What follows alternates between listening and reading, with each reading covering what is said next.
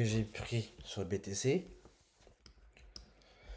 Alors, j'avais envoyé cette analyse-là. Ce que je voulais dire quand j'ai envoyé cette analyse-là, parce qu'en fait, je suis pas sûr de me faire comprendre, des fois. Ce que je veux dire, c'est tout simplement que ici, il y avait un plus bas, un plus haut, un plus bas, un plus haut. Et donc, puisque on est en tendance baissière, bah, le prix a plus de chances d'aller taper un nouveau plus bas que d'aller taper un nouveau plus haut. C'est vrai que vendredi, il est monté, samedi, monté, dimanche, boum, il a commencé à retracer déjà. Il y a une fibo que j'avais pas tracée. Cette fibo, c'est la suivante, c'est celle-là. Parce qu'en fait, j'étais concentré sur cette fibo-là, moi, ok. C'est-à-dire sur ce mouvement. Et donc, j'étais concentré sur le discount qui allait donner après un achat. Ok. J'étais déjà parti dans un achat, moi, en tendance baissière. Mais il faut pas oublier qu'on est baissier. Ok. On est baissier. On vient d'une baisse. Donc, on vient d'une baisse. Et tout simplement, le prix retrace dans le premium ici. Il retrace dans le premium, mais en fait, sa continuité, c'est tout simplement de baisser, de continuer à baisser, baisser, baisser, baisser, baisser. Et donc, du coup, là, le dernier mouvement qui était évident à prendre, c'était cette impulsion, ok, et ce retracement qu'il a fait jeudi et vendredi. Et là, il est tombé où? Il est tombé dans le premium. Donc, wouh, boum. Ah, le prix, s'il faisait des trucs comme ça, ce serait incroyable. Donc, il était revenu dans le premium. Qu'est-ce que je fais dans le premium? Je vends. Je cherche des vendeurs. En plus, boum, il a cassé son terrain plus bas. Ici, il a fait un choche. Possiblement, il va faire un BOS. Donc, je suis dans le bon. L'achat, ici, tu vois, le prix, il est parti à l'achat. Il n'y a pas eu vraiment de retracement.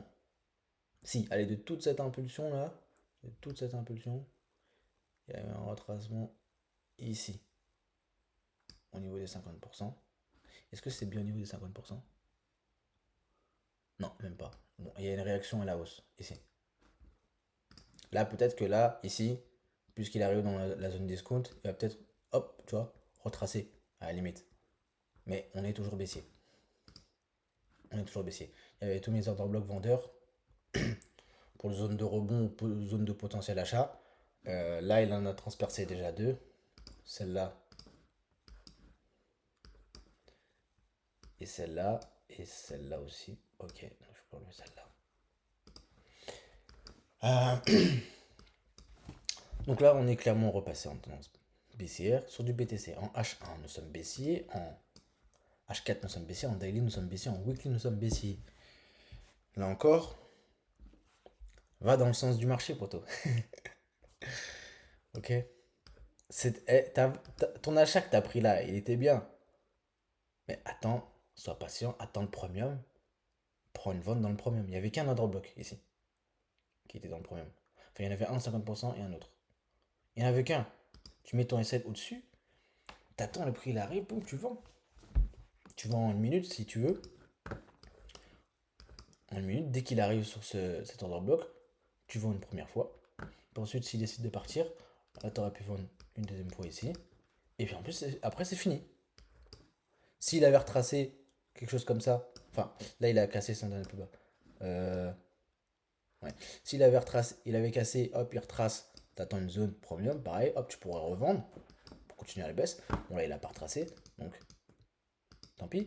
Mais ce qu'il faut retenir, c'est que zone premium, bah, dès qu'il arrive là, tu vends, tu vends, tu vends, tu vends. Tu montes ton SL, tu mets ton SL sur une zone d'invalidation, puis ensuite tu attends. Ok. Et il y aura forcément une réaction baissière. Donc là, c'est à ce moment-là où tu BE.